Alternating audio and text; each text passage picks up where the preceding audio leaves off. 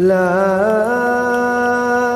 أقسم بيوم القيامة ولا أقسم بالنفس اللوامة أيحسب الإنسان أن لن نجمع عظامه بلى قادرين على أن نسوي بنانه.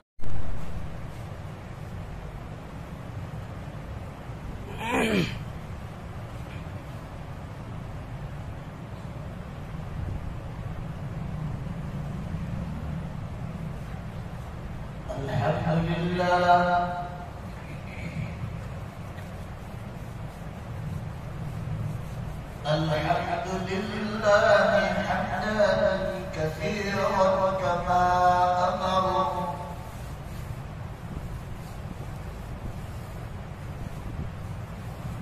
ونشهد أن لا إله إلا الله وحده لا شريك له في الخلق والأمر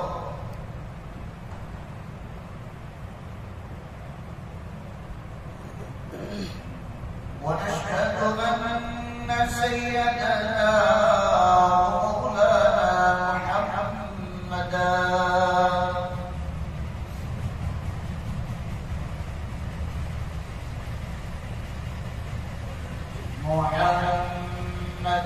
عبده ورسوله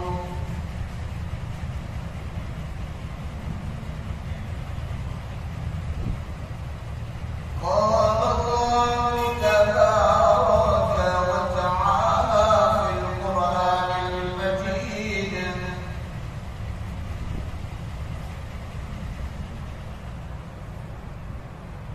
والفرقان الحميد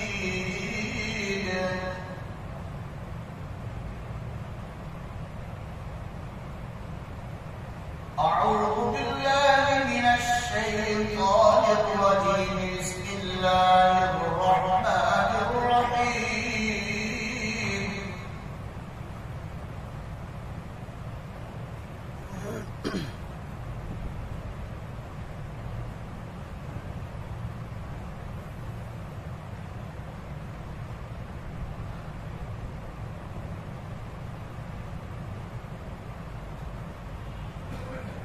وقلنا يا آدم اسكن أنت وزوجك الجنة وكلا منها رغدا حيث شئتما ولا تقربا هذه الشجرة فتكونا من الظالمين.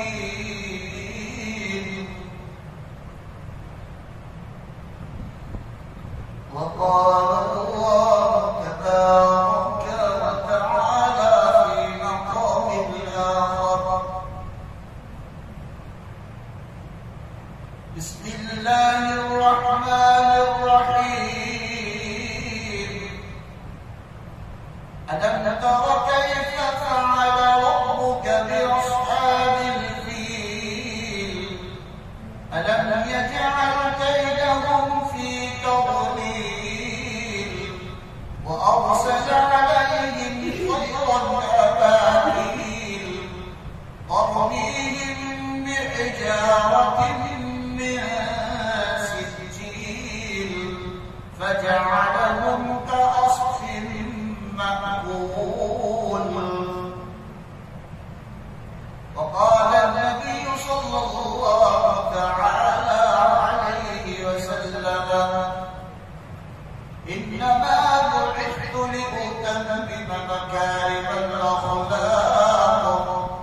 صدق الله مولانا العظيم وصدق رسوله النبي الأمي الكريم ونحن على ذلك لمن الشاهدين والشاكرين والحمد لله رب العالمين. يا الله إنك الله إبراهيم اللهم صل على محمد وعلى آل محمد كما صليت على إبراهيم وعلى اللهم بارك على محمد وعلى آل محمد كما باركت على إبراهيم وعلى آل إبراهيم إنك حميد مجيد. معزز सामीन किराम,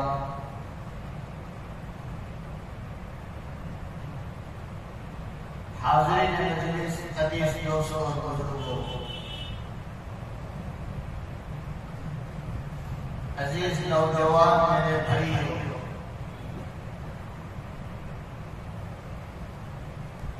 मैंने आप लोगों के सामने कुरान मुक़द्दस की आयत शरीफा और अल्लाह के आखिरी नबी, तमाम नबियों के सरदार, आकाए नामदार, ताजदार मदीना मुहम्मद रसूलुल्लाह सल्लल्लाहु तआला अलैहि वसल्लम की एक प्यारे हदीस आप लोगों के सामने पढ़ी है। दुआ करें कि अल्लाह रब्बुल इज्जत मुझे बात को सही सही कहने की तौफीक अता फरमाए। अल्लाह सबको ध्यान से सुनने की तौफीक बख्शे।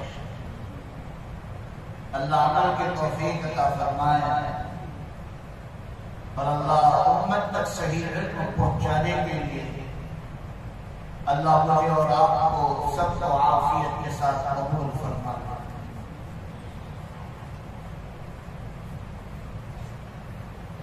अजीज मेरे भाइयों, चंद दिनों के बाद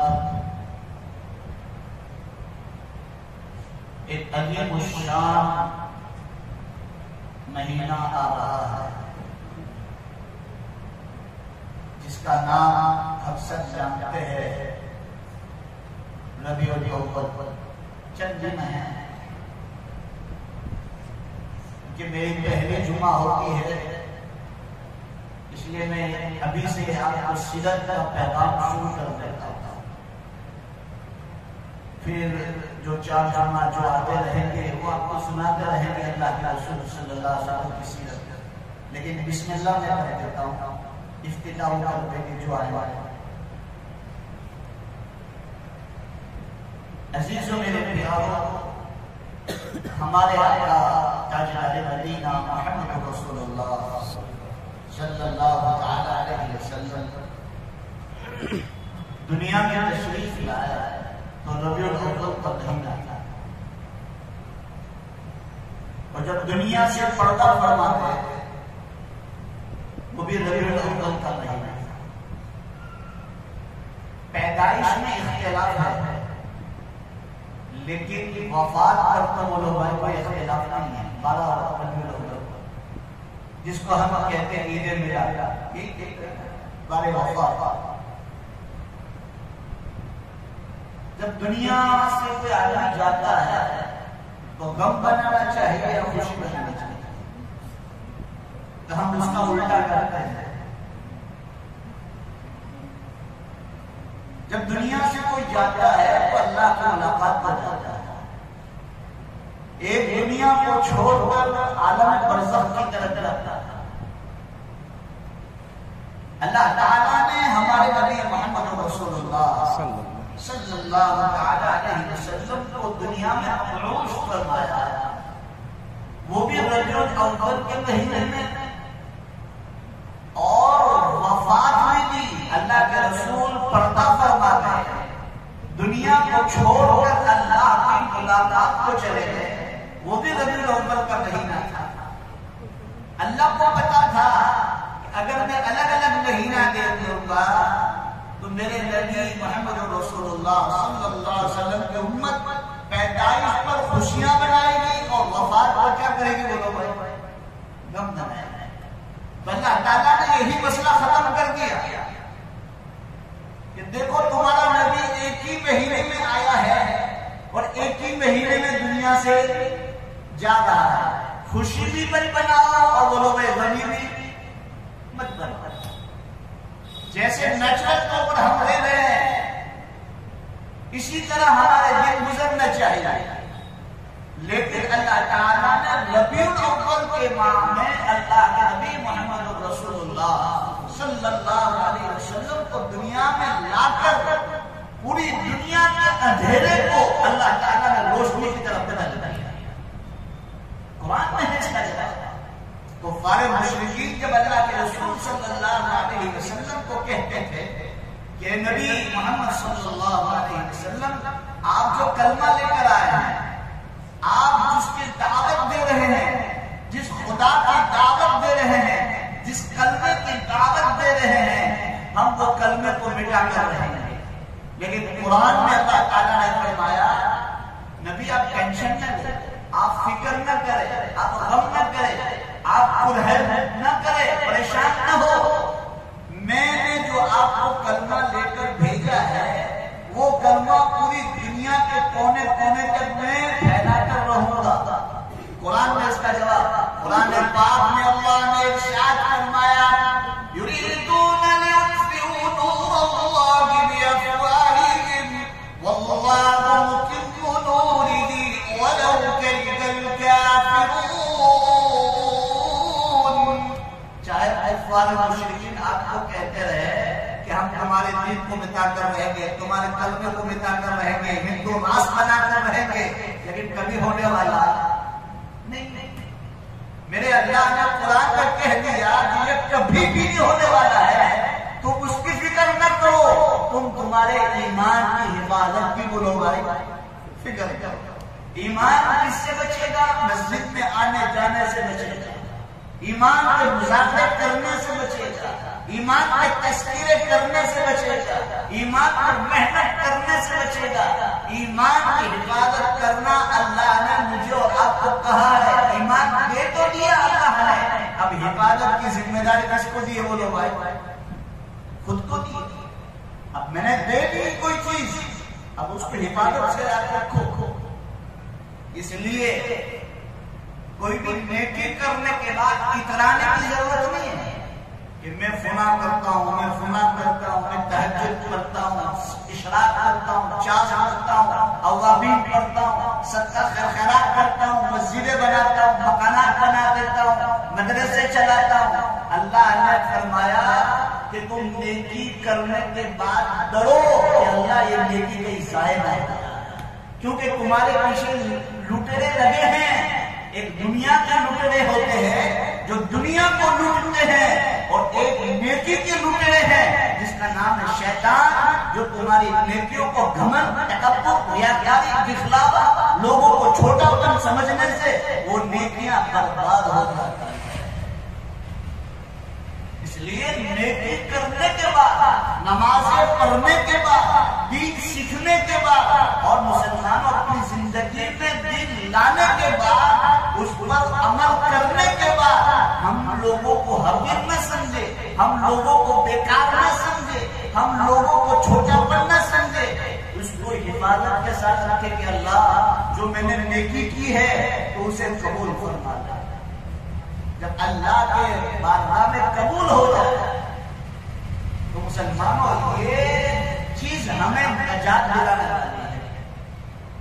लेकिन मैं करोड़ रुपए की मस्जिद बनाऊं, मैं करोड़ रुपए का मदरसा बना दूं, मैं किसी यतीम, बेवा, लाचार की मदद करूं, उसका घर चलाऊं, हर महीने खर्चा दूं, लेकिन सबके सामने एडवर्टाइज करके फिरता है, देखो मस्जिद मैंने बना कैसी अच्छी लगती है। अल्लाह कहता है उसका बदला मैं तुझे दुनिया में ही दे दूंगा। तूने किसी को मदद की है तो तुझे भी दुनिया में कोई मदद कर देगा, उसका बदला वहां बोलोगे खत्म, इसका बदला दुनिया में ही मिल जाएगा। लेकिन करने के बाद डरना है कि अल्लाह मैं ये कर रहा हूं, कहीं ऐसा ना हो कि तेरे बारगाह में उसे बोलो भाई धुटकारा जाए, फिर काम कर दी जाए। आज मैं और आप बहुत बड़े पॉइंट की बात कहने जा रहा हूं। आज हम सब नबी से मोहब्बत तो करते हैं, लेकिन नबी की मोहब्बत दिखने वाली नहीं होनी चाहिए। बोलो भाई कहाँ होनी चाहिए? बोलो जोर से, दिल में होनी चाहिए। आज हम नबी के आशिक हैं या दीवाने हैं या नहीं हैं, हमें लोगों को प्रूफ करने की कोई जरूरत नहीं है। अल्लाह हमें देख रहा है कि हम नबी पर कितनी दुरूद और सलाम कर भेजते हैं, हम नबी की कौन कौन सी सुन्नतों को अपनी जिंदगियों में उतारी है और हमने कौन सी फर्ज नमाज के बाद सुन्नतें पढ़ी है। अब नबी से मोहब्बत का तकाजा है तो मैं आपको खुल्लम खुल्ली दलील देता हूँ। जुमा की नमाज के बाद सलाम घुमाया जाएगा, फिर देख लेना कौन कितनी नबी की सुन्नत से मोहब्बत करता है। खुल्लम खुल्ली दलील है। वो ये समझे कि बड़ा झुब्बा पहन ले, बड़ी दाढ़ी रख ले, अमामा पहन ले और बड़ा अल्लामा लगे और ये नबी की सुन्नत है, इसमें कोई शक नहीं। लेकिन ये दिखावा हो सकता है, लेकिन दिल में मुनाफिकत है या सीरत पर मोहब्बत है, ये कौन देख सकता है? अल्लाह देख। नबी से हम प्यार और मोहब्बत और इश्क और मोहब्बत का दावा तो करते हैं, लेकिन जब मामलात में आया, जब नेकियों के करने में आया, सुन्नतों पर अपनाने का वक्त आया, कहते हैं मौसम सुन्नत तो है, बाद में पढ़ लेंगे, सुन्नत तो है। नबी में सबक पढ़ते हुए मेरे उस्ताद ने फरमाया था कि कोई बंदा नबी की सुन्नत को सुन्नत समझकर छोड़ दे, उसको हल्का समझ ले, सुन्नत तो है, नहीं पड़ेगा तो भी चलेगा, सुन्नत तो है, तो उसको खतरा है कि मौत के वक्त उसके जुबान से कलमा छीन लिया जाए। क्यों? कि नबी की सुन्नत को कैसा समझा? बोले उसने हल्का समझा, छोटा समझा। आज हम नबी से अलग मोहब्बत करते हैं, लेकिन जो नबी से मोहब्बत करने का जो तकाजा है, नबी से किस तरह मोहब्बत करनी है, वैसी नहीं हो रही है। अब हम यहाँ बैठे हैं, जुमा में 1500 आदमी का मजमा आ जाएगा, हम कहेंगे जुमा के दिन हम नबी से मोहब्बत है और असल में नबी से मोहब्बत, यही तो हुआ। वो असर के बाद तो बहुत दूर की बता दी मैंने। अभी फजर जो जुमा की नमाज की फर्ज नमाज जो हमें सलाम घुमाऊंगा, उसके बाद दुआ के बाद कौन सुन्नत मौक़ूदा है ना पढ़ो तो क्या है? बोलो भाई, गुनाह है। अब उसको देख लेंगे कि उसको किसकी नबी से मोहब्बत है। इसलिए अजीजों, हम सिर्फ नाम के मुसलमान हैं, हमने नाम को लग दिया मोहम्मद और अली और ईसा यूसुफ, लेकिन काम देखे जाए तो गैर में शर्मा जाए कि ये कोई नबी से मोहब्बत है, ये कोई नबी से मोहब्बत कर रहा है या मजाक कर रहा है? नबी से कैसे मोहब्बत? आशिक रसूल गुजरे हैं, किताबों के औरात में पड़े हुए हैं, किताबों में लिखा हुआ है कि मोहम्मद अली ने जीना और अल्लामा इकबाल का जमाना एक था। मोहम्मद अली बोलो भाई, जीना और अल्लामा इकबाल। अब अल्लामा इकबाल का अशार तो करो, आवाम को तो समझने भी नहीं आया। जो हाई फाई उर्दू समझता हो, वो हैवी उर्दू समझता हो, वो अल्लामा इकबाल के अशार को समझ सकता है। अल्लामा इकबाल के चेहरे पर दाढ़ी नहीं थी, तो आप क्या कहेंगे? आशिक रसूल नहीं है, यही कहेंगे। जाहिर देखकर ये कहेंगे कि आशिक रसूल नहीं है। लेकिन अल्लामा इकबाल की तारीफ उठाओ, वो कहते हैं मैं जब से बालिग हुआ तब से लेकर मौत तक मेरी कभी तहज्जुद कज़ा नहीं हुई। लंदन की ठंडियों में और बर्फ में कभी बोलो भाई तहज्जुद, अरे फर्ज नमाज की बात नहीं कर रहा हूं, तहज्जुद पढ़ो तो सवाब है, न पढ़ो तो कोई गुनाह नहीं है। लेकिन उम्मतियों पर कह दिया कि पढ़ो, लेकिन नबियों पर तो फर्ज नहीं। हम पर 5 वक्त की नमाज फर्ज है, लेकिन नबी पर कितने नमाज की फर्ज थी? बोलो भाई। अल्लामा इकबाल की पूरी जिंदगी उठाकर पढ़ो। अल्लामा इकबाल का एक खादिम था जिसका नाम था मोहम्मद बख्श। तो कहा कि भाई, एक मरतबा कहा कि भाई इधर आ जा। तो वो खादिम पे हैरान रह गया कि भाई मेरा मालिक हमेशा मुझे नाम से पुकारता है, लेकिन आज नाम नहीं लिया। कहा भाई तो इधर आ जा। जब काम खत्म हुआ तो कहा हजरत मैं आपको एक सवाल करना चाहता हूं। बोले कौन सा सवाल? बोले हर वक्त आप मुझे कभी भी बुलाते हैं, मुझे नाम लेकर पुकारते हैं, लेकिन आज आपने मुझे नाम नाम से नहीं पुकारा, आपने मुझे सिर्फ इशारे से कहा भाई तो इधर आ जा। क्या वजह है? मुझसे कोई गलती हो गई, मुझसे कोई आपकी खिदमत में कोताही हो चुकी है, आपकी कोई नाफरमानी हो गई है कि आपने मेरा नाम गवाह नहीं समझा?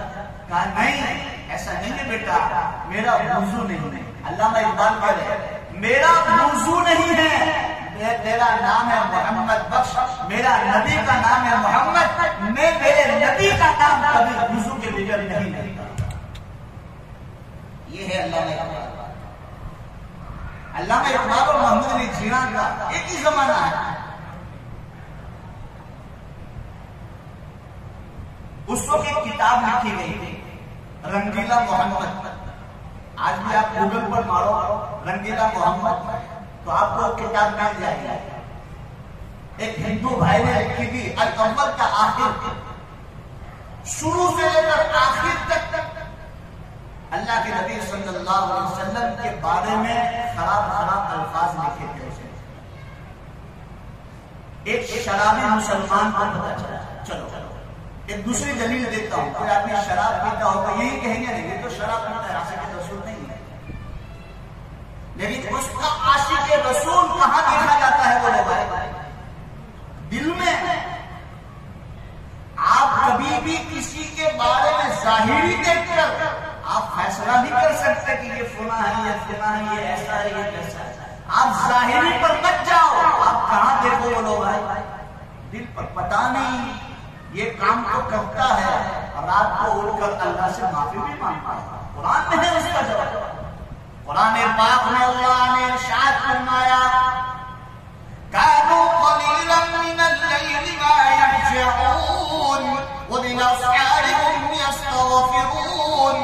जो अल्लाह के नेक बंदे हैं, जो अल्लाह की नेक बंदियां हैं, जिनकी पीठे बिस्तरों से अलग रहती है और रात को जब सोते रहते हैं लोग, उसी वक्त वो अल्लाह से नाज़ करते हैं और अल्लाह से तौबा इस्तिग़फ़ार करते हैं। और हम बोलो भाई उनके ऊपर एतराज करते रहे, हम उनको बुरा भला कहते रहे, हम उनको टचोड़ करते रहे, लेकिन अल्लाह का मामला और बंदे का क्या मामला है मैं और आप नहीं जानते। पहले आपको मोहम्मद अली जीना वाला वाक्य सुना देता हूं, फिर आपको मैं एक हदीस से वाक्य सुनाऊं जिनका आपका दिमाग खड़ी जाएगा कि आप शराबी को, जुगारी को, बेनमाजी को, इससे बड़ा गुनाह क्या है वो मैं आपको बताता हूं। पहले ये वाक्य सुन लो, फिर बात निकल जाएगी। उस वक्त एक किताब लिखी गई, रंगीला मोहम्मद। एक शराबी मुसलमान को पता चला कि मेरे नबी के खिलाफ किताब लिखी गई है। उसने नेजा लिया या छुरा लिया और जो लिखने वाला था उसके पेट में डाला और उसको बोलो भाई मार।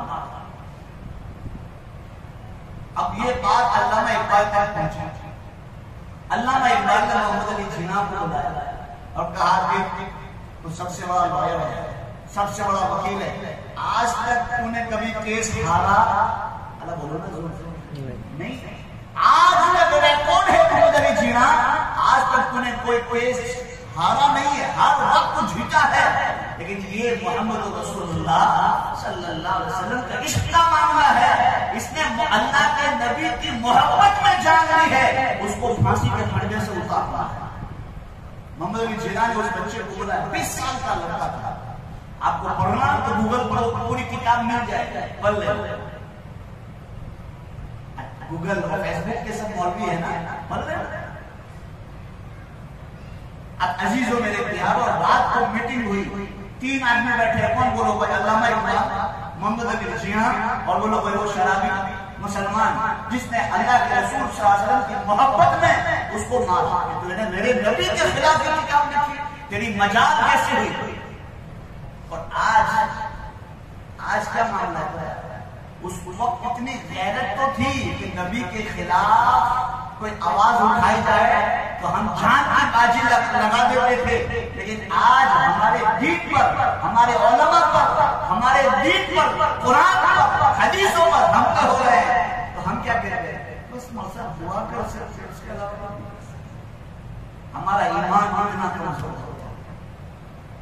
हुआ कि नहीं? हमने कभी रैली नहीं निकाला, हमने कभी एहतजाज नहीं किया कि भाई ये कुरान में से 26 आयत निकालने की बात की है, क्योंकि हमारा इस्लाम आप पढ़ो, हमारा इस्लाम कभी दहशतगर्द नहीं कहता, हमारा इस्लाम कभी गलत बातें नहीं सुनाता, मेरे नबी ने कभी गलत चीजें हमें नहीं सिखाई। आज दुनिया के अंदर हो रहा है, लेकिन हमारे दिलों पर और हमारे कानों पर उसके अंदर कोई असर बोलो होगा नहीं। मौलाना मोहम्मद सिद्दीक से कलीम सिद्दीक के साथ उनको जेल में डाला, उसके पीछे कोई बोलने वाला नहीं, हालांकि हजारों गैर मुस्लिम उसके हाथ पर ईमान लाया। मोहम्मद उमर बेचारा जेल में, वो न्यू मुस्लिम है। ऐसे कितने में उलमा गिनाऊं तो आपके अपने हैरान रहते हैं। बड़े बड़े उलमा को उन्होंने पकड़ पकड़ के जेल में डाल दिया कि इस्लाम को आगे वो सही माने में फैला नहीं सकते। ये लोग की चाल है, साजिश है। और आज हम कहते हैं मौसा हम तो बस यही मार्केट से घर और घर से मार्केट, हमारी दुनिया इतनी है, हम उसके अलावा कुछ नहीं जानते, हम दुआ कर सकते हैं। अरे दुआ के साथ साथ वो लोग मेहनत भी करना पड़ेगा। इसलिए मैं चिल्ला चिल्ला के कहता हूँ कि इन्हीं औलादों पर तुमने दीन की खिदमत और दीन की मेहनत न की, कुरान और हदीस को न पढ़ाया, आज मेरी और आपकी बात को कुरान और सुनने वाला है, कल कोई नहीं होगा। करेक्ट तो है मेरी बात, करनी तो लगेगी मेरी बात, लेकिन मुसलमानों आहिस्ता आहिस्ता समाजों में बिगाड़ आ रहा है। जमाने जाहिलियत की तरफ यह दौर आहिस्ता आहिस्ता जा रहा है। उसकी दलील में आपको बहुत सारी दूं, लेकिन मुझे वक्त नहीं है। अजीजों मेरे प्यारों, आज हमारे समाजों में बुराइयां इतनी घुसी हुई है, फिर भी हमारे कानों में और हमारे दिलों के अंदर कोई असर नहीं होता। अजीजों मेरे प्यारों, रात को रात 3 बैठे मीटिंग की, मोहम्मद अली जिन्ना, अल्लामा इकबाल और 20 साल का जवान। मोहम्मद अली जिन्ना ने कहा, बेटा देख, तुझे जज के सामने एक ही बात कहना है कि मैंने उसकी जान ली है तो वो लोग शराब के नशे में लिए, आगे की बात मेरी है, तुझे फांसी के फंदे पे से उतारूंगा। बोले ठीक है। जब सुबह हुई, कोर्ट खुली और वो लोग हाजिर हुए, तो जज ने साहब ने कहा, भाई आपने उस बंदे की जो जान ली है तो क्या शराब के नशे में ली है?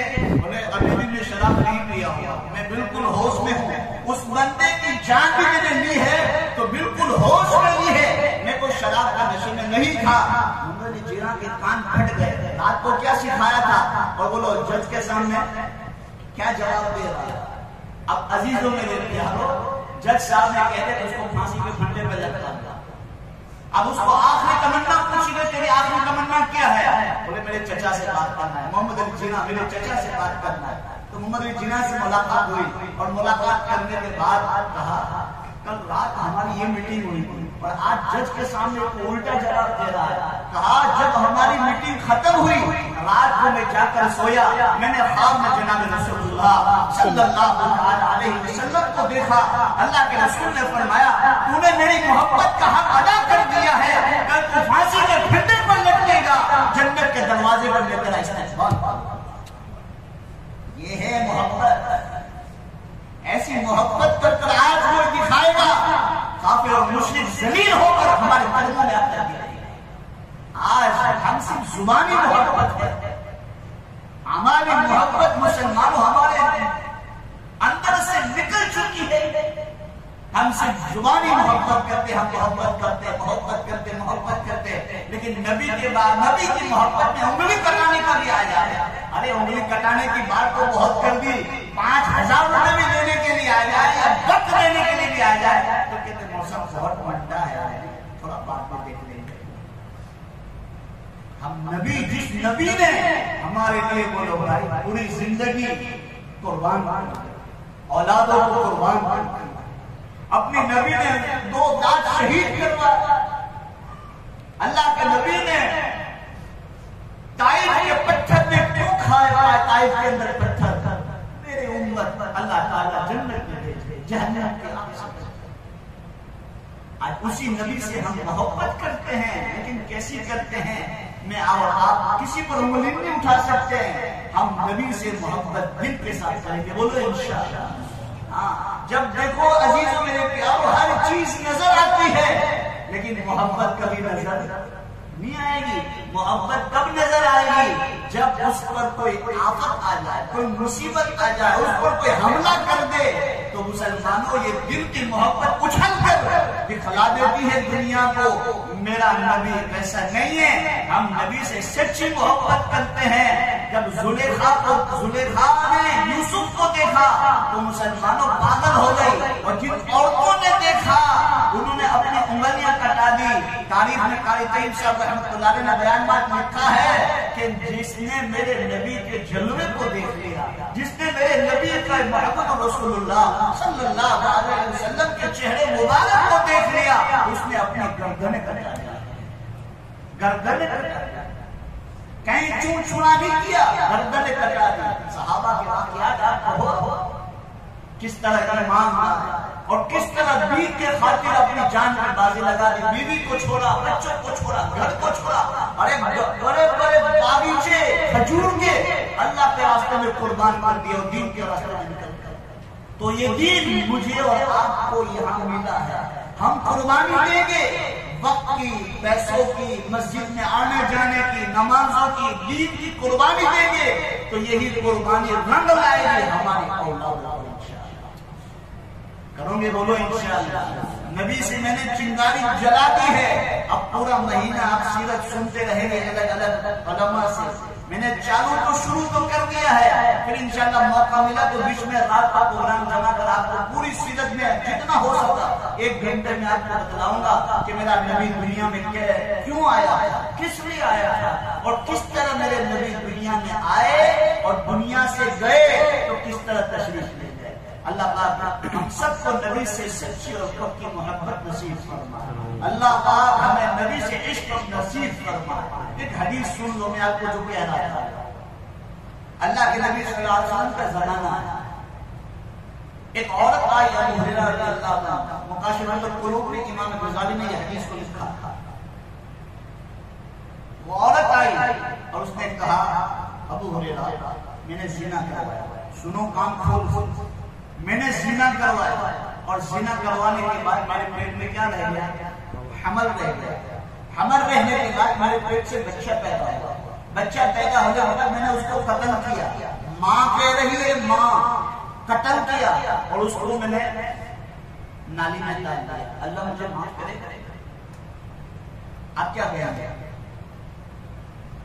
दिल कहेगा कि माँ बहुत बड़ा गुनाह, इतना बड़ा गुनाह किया, ज़िना करवाया, फिर वो बच्चा दुनिया में आया, फिर उसको कत्ल किया, फिर उसको बोलो नाली में डाला। अल्लाह इतना बड़ा गुनाह कैसे माफ कर देगा?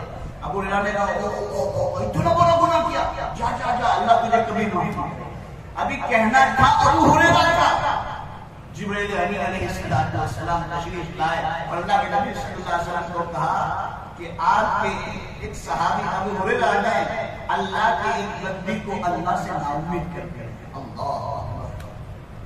अल्लाह की बोलो भाई, एक बंदी को अल्लाह से नाउम्मीद कर दिया है। अबू हुरैरा को बुलाया। अबू हुरैरा को जब बुलाया गया तो अबू हुरैरा सामने आकर बैठे तो अल्लाह के नबी ने उनसे चेहरा कर दिया। इधर आके बैठे तो अल्लाह के नबी ने यूं कर दिया, इधर आके बैठे अल्लाह के नबी ने यूं कर दिया। अबू हुरैरा समझ गए मेरे नबी मुझसे बहुत नाराज। अल्लाह के नबी कहते नहीं थे मैं तुमसे नाराज हूं, मैं तुझसे मुंह चला के चलता हूं। सहाबा चेहरे से पहचान लेते थे। अल्लाह के नबी बहुत टेंशन में होते, गम में होते, उल्टे हाथ से अल्लाह के नबी अपनी दाढ़ी को पकड़ते और यूं बैठ जाते। सहाबा समझ जाते अल्लाह के नबी कोई बहुत बड़ी फिक्र में है, बहुत बड़े टेंशन में, गुस्से में होते, जलाल में होते तो पूछना नहीं पड़ता। अल्लाह के नबी की यहाँ एक रग थी, वो फूलती थी, फड़कती थी। सहाबा समझ जाते थे अल्लाह के नबी बहुत जलाल में है। अल्लाह के नबी खुशी के आलम में होते तो अल्लाह के नबी मुस्कुराते। कभी अल्लाह के नबी ने खिलखिला के नहीं हंसा, कभी नहीं हंसा। अल्लाह के नबी ने मुस्कुराया पूरी जिंदगी, और जब मुस्कुराते तो गाल से ऐसे नूर निकलता था तो अल्लाह के नबी सहाबा समझ जाते अल्लाह के नबी बहुत खुशी के आलम। अल्लाह के नबी सल्लल्लाहु अलैहि वसल्लम ने जिब्रील ने जब सुनाया तो अबू हुरैरा को बताया। अबू हुरैरा समझ गया मेरे नबी बहुत नाराज है मुझसे, तो कहा अल्लाह के नबी मेरे पापा आपको पढ़ा मुझसे क्या गलती हो गई, मैंने क्या गुनाह कर दिया, क्या तुम्हें सब नाराज हो गए। अल्लाह के नबी ने फरमाया ये अल्लाह का और बंदे का मामला है। अबू हुरैरा मुझे जिब्रील ने बताया, अल्लाह ने मुझे कहा जिब्रील के जरिए कि एक औरत ने ये किया, जिना करवाया, हमल रहा, बच्चा पैदा हुआ, उसको कत्ल किया, उसको नाली में डाल दिया, तूने उसको क्या कहा अल्लाह कभी माफ नहीं करेगा। अल्लाह तो ये कहता है इससे बड़े गुनाह लेकर आओ, फिर भी नहीं माफ करता। फिर अल्लाह के नबी ने फरमाया इससे बड़ा गुनाह बताओ। अब सुनो कान खोल खोल, अल्लाह के नबी ने बतलाया जिना करने से बड़ा गुनाह बताओ, हराम बच्चा पैदा करने से बड़ा गुनाह बतलाओ, बच्चे को कत्ल करने से बड़ा गुनाह बतलाओ, नाली में डालने से बड़ा गुनाह बतलाओ। अबू हुरैरा ने ये सुना, अल्लाह के नबी ये कह रहे इससे बड़ा गुनाह, तो कान खड़े करे। अल्लाह के नबी इससे बड़ा कौन सा गुनाह है, ज़िना करने से बड़ा गुनाह, हराम बच्चा पैदा करने से बड़ा गुनाह। अल्लाह के नबी सल्लल्लाहु अलैहि वसल्लम ने फरमाया अल्लाह किसी को नमाज पढ़ने का वक्त दे दे। क्या कर दे बोलो भाई, बोलो जोर से। अल्लाह ताला किसी को नमाज पढ़ने का वक्त दे दे और वो जानबूझकर एक वक्त की नमाज छोड़ दे, इससे बड़ा गुनाह है। ज़िना करने से बड़ा गुनाह, शराब पीने से बड़ा, हराम बच्चा जन्ने से भी बड़ा गुनाह, बच्चे को कत्ल करने से भी बड़ा गुनाह है कि अल्लाह ताला नमाज की बोलो भाई अजान की आवाज हमारे कान में आवे फिर भी कहे चलो नहीं मौसा तुम लोग पढ़ लो, हम देख लेंगे, मरने के बाद देखी जाएगी, देखी अल्लाह नमाज। अल्लाह के नबी चलो मेरी बात ना सुनो, तुम्हारे नबी की वसीयत तो सुन लो। मेरे नबी ने दुनिया से जाते हो क्या कहा था, वो मेरी उम्मत ए मेरी उम्मत नमाज कभी न छोड़ना, ओ मेरी उम्मत नमाज कभी न छोड़ना, ओ मेरी उम्मत नमाज कभी न छोड़ना। और तुम्हारे गरीबों पर, नौकरों पर, मिस्किनों पर रहम करना। आज नमाज में और आप आसानी से छोड़ देते, दिल पर कोई असर नहीं होता। गरीब मिस्किन लाचार नौकर को हम इस तरह झलक देते हैं जिस तरह मुसलमान एक धूल को हम छिड़कते हैं, कोई बेकार चीज को हम डाल देते हैं। अल्लाह मेरी और आपकी नबी से मोहब्बत करते हो तो आज से नियत करो कि हम 5 वक्त की नमाज पढ़ेंगे, बोलो इंशाअल्लाह। ये सच्ची मोहब्बत है, ये सच्ची मोहब्बत। फिर आगे इंशाअल्लाह वक्त मिलता रहा तो मैं आपको सुनाता रहूंगा। अल्लाह पाक जितनी भी बातें कही अल्लाह मुझे और आपको सबको अमल की तौफीक अता फरमाए। आमीन। व आखिर दावाना अल्हम्दुलिल्लाहि रब्बिल आलमीन।